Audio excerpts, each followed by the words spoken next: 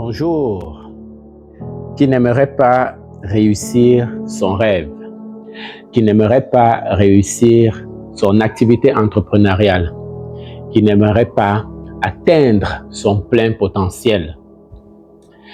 Dans le livre Du rêve à la réalité de John C. Maxwell, John C. Maxwell aborde le thème du leadership et de la maximisation du potentiel personnel.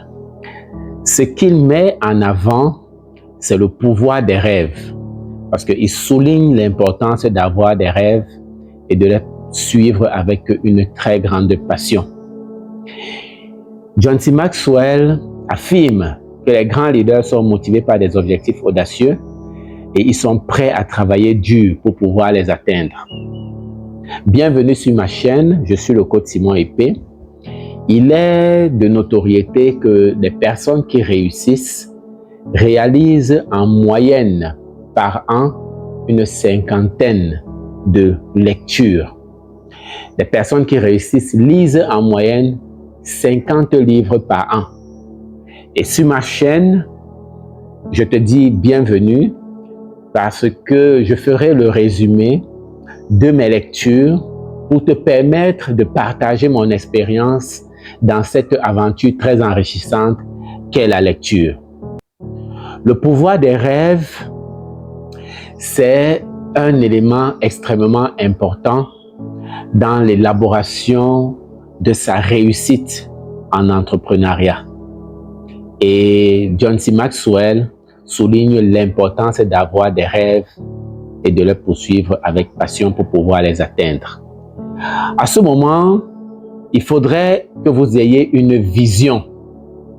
Parce que ce que John C. Maxwell dit, c'est que la vision doit être claire pour pouvoir atteindre ses rêves. Et il encourage les lecteurs à définir des objectifs et à créer un plan d'action réaliste pour pouvoir les réaliser. Ensuite, il parle de confiance en soi. Il met l'accent sur le développement de la confiance en soi et de l'estime de soi. Il encourage les lecteurs à croire en leur potentiel, en leur capacité et à être prêts à prendre des risques pour pouvoir y arriver. Il met en exergue le leadership et il explique notamment que c'est essentiel pour transformer ses rêves en réalité. Il met en évidence des capacités, des qualités et des compétences qu'il faut acquérir, nécessaires pour être un bon leader, telles que la communication, la gestion des conflits et la capacité à inspirer les autres. Il met en outre en avant l'importance des relations et il souligne l'importance des relations interpersonnelles. Il encourage les lecteurs à cultiver des relations saines.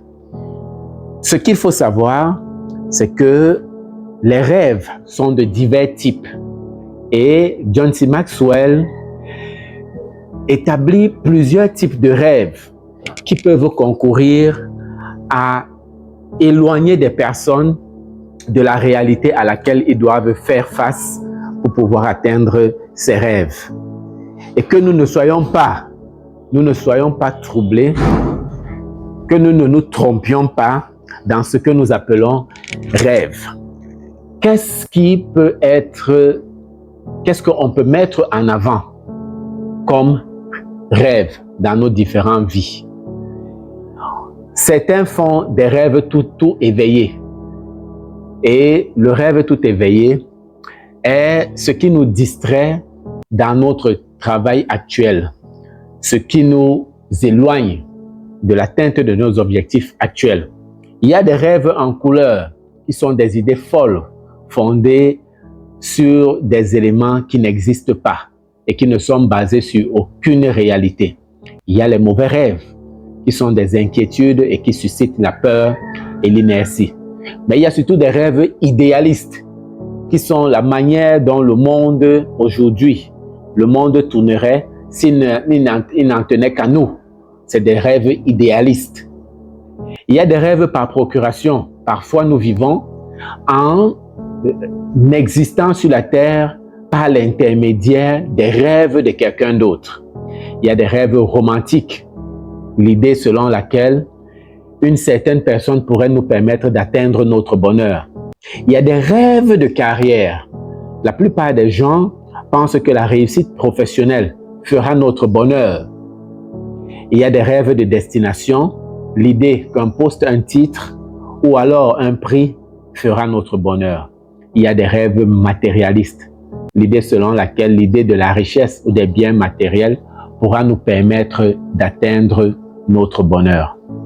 Ce qu'il faut savoir dans l'élaboration du rêve et dans le livre du rêve à la réalité, dans le livre du rêve à la réalité, John C. Maxwell établit 10 questions, met en place 10 questions que nous devons absolument parcourir, mettre en avant, que nous devons toucher pour rendre notre rêve réel. La première question est la question de possession. Il faut posséder son rêve. Le rêve est gratuit et certaines personnes n'osent même pas rêver alors que le rêve est gratuit. Donc, il faut posséder son rêve. Peu importe ce que vous pensez, assurez-vous de le penser. Peu importe ce que vous voulez, assurez-vous que ce soit vous qui le voulez. Donc, votre rêve doit être une possession qui vous est propre. Ne vivez pas votre vie dans le rêve de quelqu'un d'autre. Dans notre vie, parfois, certaines personnes nous ont mis dans des métiers qui ont été choisis par d'autres, alors que nos rêves étaient différents. Donc, chacun doit pouvoir tout faire pour que son rêve lui soit une possession personnelle. Donc, le premier élément, la première question est une question de possession de son rêve. La deuxième question est la question de clarté. Votre rêve doit être clair, doit être extrêmement bien stipulé. Est-ce que votre rêve a votre sens? C'est quelque chose qui est assez clair pour vous. Donnez une vision claire pour que les personnes autour de vous sachent exactement ce en quoi s'en tenir, ce que vous voulez. Votre rêve doit être clairement exprimé. Et pour qu'il soit clairement exprimé, il faut absolument que ce que vous fassiez soit connu des autres. Si vous avez une vision claire, vous finirez par adopter la bonne stratégie. Sans vision claire, aucune stratégie ne peut survivre ou ne peut exister. Il est donc important pour chacun d'entre nous de mettre sur pied une vision extrêmement claire du rêve que nous voulons accomplir. La troisième question est la question du réalisme. En dehors du fait que votre rêve soit clair, il faut qu'il soit réel. La réalité de votre rêve dépend de votre capacité à pouvoir l'accomplir. Il ne faut pas qu'il soit inatteignable, il ne faut pas qu'il soit idéaliste. Il faut qu'il soit réel, que ce soit effectivement quelque chose de faisable. Parce que si votre rêve dépend des facteurs que vous ne pouvez pas atteindre, vous ne pourrez pas atteindre l'idéal de votre rêve. Est-ce que ces facteurs-là dépendent de votre volonté ou alors ça dépend de la volonté des choses qui sont extérieures à vous? Si ça dépend de votre volonté, si c'est dans vos différentes cordes, alors il vous sera possible d'atteindre votre rêve. La réalité est l'ennemi du fantasme et non des rêves. Donc que votre rêve ne soit pas un fantasme, que votre rêve ne soit pas assis sur un idéal que vous ne pouvez pas atteindre. Il faut absolument que ce rêve-là puisse vous permettre de manière claire de pouvoir y arriver. Si votre rêve dépend considérablement de la chance, alors là, vous êtes dans le pétrin. S'il dépend entièrement de la chance,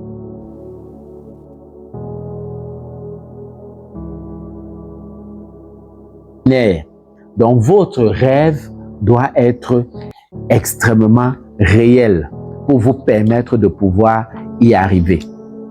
La quatrième question est la question de la passion. Est-ce que votre rêve vous permet de vous lever chaque matin avec l'ultime conviction que vous allez pouvoir y arriver? Vous devez pouvoir y mettre de la passion. Votre pourquoi doit être très fort pour que votre passion soit inaltérable. Si vous travaillez à quelque chose d'enthousiasmant qui vous tient vraiment à cœur, vous n'avez pas besoin que l'on vous y pousse. Chaque matin, quand vous vous levez, votre vision sera tellement claire et réaliste que votre passion, en fonction de votre pourquoi, vous permettra de pouvoir y arriver. La passion est le corollaire de l'énergie que vous pouvez mettre dans toute action que vous faites au quotidien. Et cette passion-là va vous guider inéluctablement vers le succès. Vous n'avez pas besoin de quelqu'un d'autre pour vous motiver lorsque vos éléments de passion sont assez forts pour que votre pourquoi reste intact et que l'atteinte de votre rêve continue de vous guider. La cinquième question est la question du chemin. Alors, le chemin, le processus, la route, le bréviaire, les stratégies que vous mettez en place pour vous permettre d'atteindre votre rêve. Quel est le chemin que vous avez choisi? Le chemin vers la réussite n'est pas un chemin facile. Ça veut dire qu'il faut le tracer. Il faut mettre en place des objectifs, des tactiques, des actions répétitives pour vous permettre d'y arriver. Nous devons absolument trouver des moyens d'être des agents actifs dans notre vie. Nous devons prendre en main notre propre destin. Nous créer une vie qui a de la substance et commencer véritablement à vivre notre rêve. Il est important que chacun d'entre nous se pose la question en fonction du rêve que vous voulez atteindre, quel est le chemin que vous choisissez? Est-ce que ce chemin, vous allez pouvoir le tenir? Est-ce que ce chemin, vous allez pouvoir, est assez réaliste et est assez clair? Ceux qui perdent visuellement, les généreux qui ont du succès planifient en fonction de leur situation plutôt que de tenter de créer une situation en fonction de leur planification. Il est donc important de considérer tout type d'options, tout type de chemin pour pouvoir tracer un chemin vers le succès que vous voulez dessiner, vers le rêve vers lequel vous allez.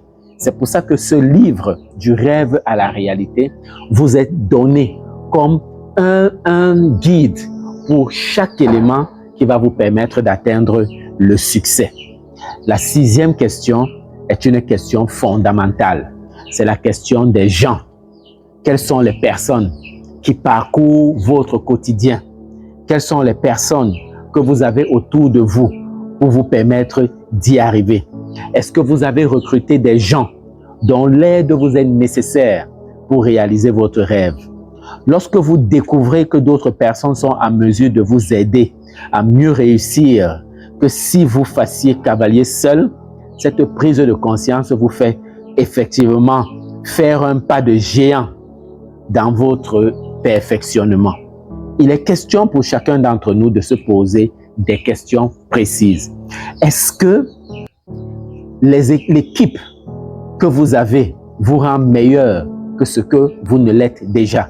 Est-ce que votre équipe multiplie votre valeur auprès des autres? Est-ce que votre équipe vous permet de faire ce qui vous réussit le mieux? Est-ce que votre équipe vous permet d'aider d'autres personnes à faire de leur mieux? Est-ce que votre équipe vous libère du temps? Ou alors votre équipe vous procure un entourage adéquat? Est-ce que votre équipe vous aide à réaliser les désirs de votre cœur? Est-ce que l'équipe que vous mettez en place aligne des efforts sur votre vision? Est-ce que cette équipe vous habilite à réaliser votre rêve? Le rêve est une vision stimulante que l'on a dans le cœur et qui est trop grande pour qu'on la réalise sans l'aide de d'autres personnes. Ce qu'il faut savoir, c'est que dans notre parcours vers la réussite, les personnes sont très importantes. Voilà pourquoi, à la 6e question, John C. Maxwell parle de la question des gens. À la 7e question, il s'agit de la question du prix à payer. Est-ce que tu es prêt à payer le prix de ton rêve? Si ton rêve est très élevé, le prix que tu payeras aussi sera lourd. Si ton rêve est faible, le prix que tu payeras sera petit. N'oubliez jamais que la détermination et l'effort précèdent la réussite, même dans le dictionnaire. C'est Sarah Ban Breatnack qui le dit. Le prix d'un rêve dépend de la taille de votre rêve. Si votre rêve est très important, la taille de son prix aussi sera très élevée. Tout voyage vers la réalisation d'un rêve est personnel et par conséquent, ainsi en va-t-il du prix à payer pour sa réalisation. Chacun d'entre nous, si nous voulons absolument atteindre notre rêve, nous devrons en payer le prix. Rien n'est gratuit. Pour vous déplacer d'un lieu à un autre, vous êtes obligé parfois de payer du transport. Et même si c'est que vous avez votre véhicule, vous allez payer de l'essence. Pour manger, vous êtes obligé de payer de la nourriture. Et même si vous avez votre champ, vous allez payer par votre sueur pour pouvoir le labourer. Tous les jours, il y a un prix à payer. Donc, en cours de route, une transition s'impose. On doit cesser simplement de croire aux rêves sans s'y engager. On doit cesser de simplement croire aux rêves pour s'y engager. Aucun rêve ne se réalise sans qu'une personne n'en paye le prix. La question du prix est fondamentale. Ça dépend de l'effort que vous y mettez pour pouvoir y arriver. Et lorsque vous payez le prix, au fur et à mesure que vous évoluez, il est question d'être tenace. La 8e question est la question de la ténacité. Est-ce que vous êtes justement en train de vous rapprocher de votre rêve? Et quand vous vous posez des questions sur l'atteinte de vos différents rêves, il s'agit d'être tenace, la ténacité, d'être persévérant, d'être résilient. Parce que dans l'entrepreneuriat, la vie nous donnera des coups. Le simple fait de posséder une vision ne suffit pas à la faire vivre, pas plus qu'il ne suffit à encourager les autres par elle, à moins qu'on en comprenne et qu'on en suive soi-même les vérités. Il ne suffit pas d'être béni par des visions, il faut encore vivre ces différentes visions. Pour chacun d'entre nous, il est important d'être tenace. L'atteinte d'un rêve dépend parfois du temps et aussi de votre volonté, de votre capacité à encaisser les coups. Il y a plusieurs règles. La règle numéro 1, faites un pas de plus tous les jours. La règle numéro 2, lorsque vous êtes incapable d'en faire un pas de plus, revenez à la règle numéro 1. C'est très important. Faites un pas de plus tous les jours. Mais lorsque vous êtes déjà incapable de réaliser un autre pas de plus, revenez à la règle numéro 1. Faites un autre pas en plus. Tous les jours, il faut avancer. Il faut cumuler des effets dans l'effort que vous avez à mettre sur pied pour pouvoir vous permettre d'atteindre votre rêve. Et si vous êtes tenace, si vous êtes persévérant, si vous êtes persistant dans l'action, si vous êtes résilient dans les coups, vous allez avoir de la satisfaction. La 9e question est la question de satisfaction. Est-ce que la manière dont vous êtes en train de faire, de travailler pour réaliser votre rêve vous apporte de la satisfaction?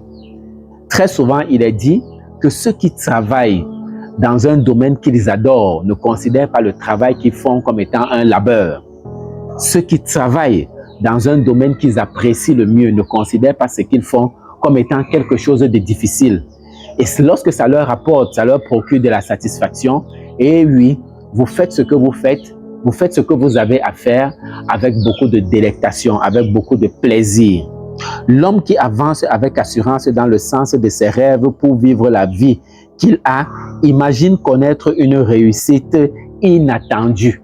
Parce que dans tous les cas, si vous adorez faire ce que vous faites, et même lorsque la réussite arrive, vous êtes parfois surpris parce que vous aimez ce que vous faites. Vous n'êtes pas dans une attente latente. Vous êtes plutôt en train de faire ce que vous appréciez le plus. La question de satisfaction est extrêmement importante parce que la réalisation d'un rêve ne se résume pas seulement à de simples réalisations. Elle concerne la personne que l'on devient en chemin en le faisant. Voilà pourquoi il faut être heureux de réaliser et d'avancer chaque jour, de réaliser votre rêve. Andrew Carnegie le disait, si vous voulez connaître le bonheur, fixez-vous un objectif qui commandera vos pensées, libérera votre énergie et inspirera votre espoir. Au fur et à mesure que vous avancerez, rien de ce que vous ferez ne sera véritablement une corvée, ça sera plutôt un plaisir. Et c'est donc très important de comprendre la notion de satisfaction dans ce que vous avez à faire. La dernière question est la question de l'influence. Est-ce que ce que vous êtes en train de mettre sur pied, est-ce que votre rêve, est-ce que le chemin que vous avez parcouru, est-ce que les personnes qui sont autour de vous profitent de votre rêve, profitent de votre travail, profitent de votre labeur? Et si pour une quelconque raison, un homme a l'occasion de mener une vie extraordinaire, il n'a aucun droit de la garder pour lui-même, disait Jacques-Yves Cousteau. Et Jacques-Yves Cousteau partageait son bonheur. Et ce partage-là est un cadeau. Est-ce que votre rêve influence les autres à être inspirés à faire la même chose que vous? Est-ce que votre rêve influence les autres à être inspirés à mener des actions comme vous pour connaître les résultats, soit plus importants que vous, soit les mêmes résultats que vous? Ce qu'il faut comprendre, c'est que dans notre rêve, nous devons absolument inspirer les autres. Et la première moitié de la vie est axée sur l'obtention, l'acquisition, l'apprentissage et le gain. Et la seconde moitié est plus risquée car elle est axée sur la nécessité de transcender l'immédiat. Nous devons être, le leadership, c'est l'influence. Donc dans la question de l'influence, lorsque nous sommes dans le processus d'élaboration de notre rêve, qui doit certainement être grand, il est très important que chaque journée passée à faire quelque chose doit apporter du bien dans la vie des autres. Sinon, la vie ne vaut pas la peine d'être vécue. J'ai voulu partager ce livre du rêve à la réalité avec vous pour que chaque personne qui veut devenir un entrepreneur à succès, chaque personne qui met sur pied une activité entrepreneuriale parcourt ces 10 questions qui sont fondamentales. Ces 10 questions qui vont lui permettre de quitter du rêve à la réalité de son rêve. La question de la possession, la question de la clarté, la question de la réalité, la question de la passion, la question du chemin, la question des gens, la question du prix, la question de la ténacité, la question de la satisfaction et la question de l'influence. Je vous souhaite d'être des entrepreneurs à succès en vous permettant d'influencer les autres. Merci.